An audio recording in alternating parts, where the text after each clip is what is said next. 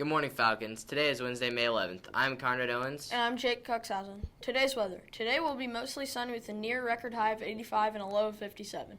Opening day for the Indy 500 isn't for another week. To get into the 500 spirit, let's take a look at some interesting facts about the 106th running of the Indy 500. Here are some facts about the Indy 500.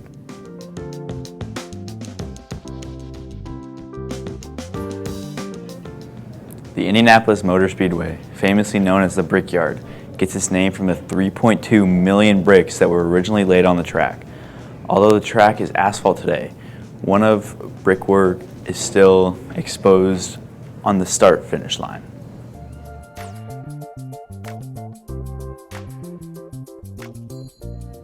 The first Indy 500 took place in 1911.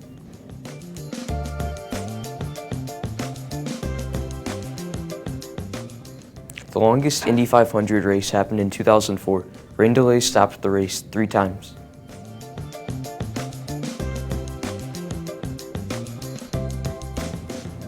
If all the Indy 500 hot dogs and bratwurst sold on race day were placed to end, they would circle the entire lap 3 times.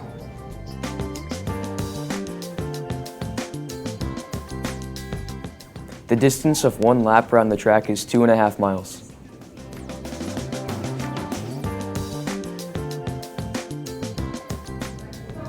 In 1977, Tom Sneva became the first driver at the Speedway to turn a lap at more than 200 miles per hour.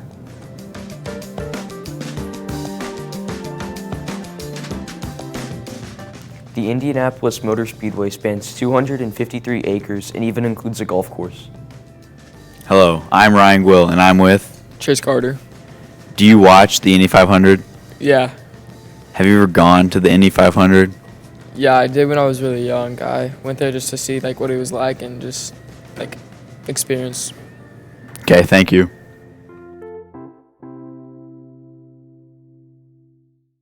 This Monday, May 16th, is Honor Our LGBT Elders Day. This day honors the thousands of people in the LGBT community who have paved the way for access and social acceptance. Here's a little more about those who paved the way. Although LGBT history continues to be written daily, it's important to remember the people and events that got the community to where they are now.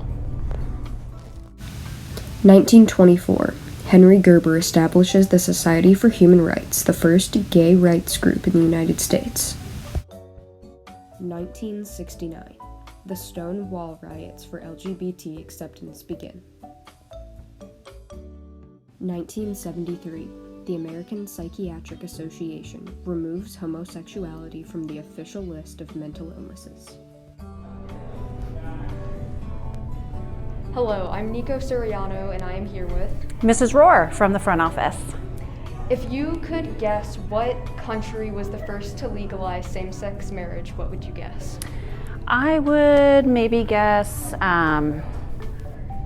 France? And what year would you assume that this happened? Maybe, probably in the late 90s, 1990 era. Okay, and then for a final question, what U.S. state would you say was the first to legalize same-sex marriage? I want to go with California, but I'm not sure if that's accurate. Okay, thank you. You're welcome. Here are the real answers to those interesting questions.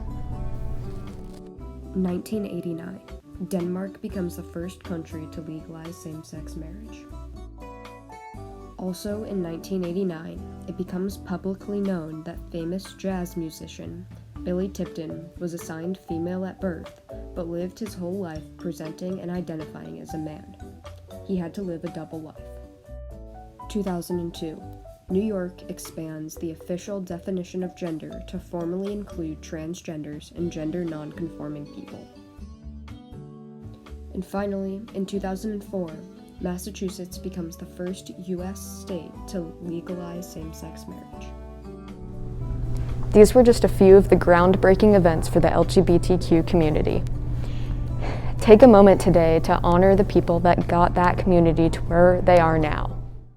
Here are today's announcements. 8th graders, do you miss playing kickball at recess? If so, pick up a form and gather your team to play in the kickball tournament during the 8th grade celebration on the last day of school. All teams need 5 boys, 5 girls, and an 8th grade teacher. Forms can be picked up in the cafeteria during lunch and must be turned into Miss Hook before the end of the day on May 17th. See Miss Hook if you have any questions. Thanks for tuning in, Falcons. Remember to be safe, optimistic, accountable, and respectful. Have a great day.